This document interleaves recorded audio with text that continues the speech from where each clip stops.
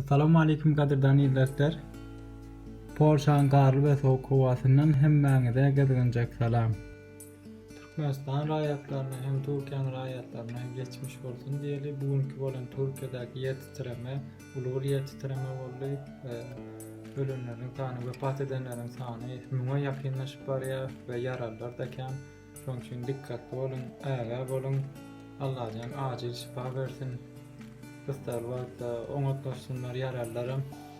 Ana sag bolun, özüňizi oňa seredin. Bu günler men üçin şatlyk günleriň biri. Çünki dünýäde iň vizasy almasy kyn bolan ülkeleriň birine, yani şon ýaly pikir edilýän ülkeleriň birine vizamy aldım. O ülke Angliýa. Nesip bolsa bu aýyň 13 güni Ýewropadan, Polşadan çykyp Londona gidýän nesip bolsa. Bilşiňiz ýaly Angliýa mundan 3-4 ýyl bilen Ýewropa Birliginden çykdy we aýratyn ülke. O taýy gitmek üçin Ýewropada alan wizaňyz geçerli däl. O taýda geçenok şoň üçin aýratyn bir wiza almaly bolýar. Ve mun iň aňsat ýollaryny size öňümüzdäki videolarda aýdyp berjek.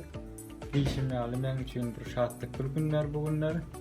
Şöyle görüşüňiz ýaly 6 aýlyk işçi vizasyny aldım ve bu arada size iň gowy maglumatlary, iň aňsat ýollary we iň çykdaýjy ýollary getirmäne dowam eden. Sag bolun, sagman edin.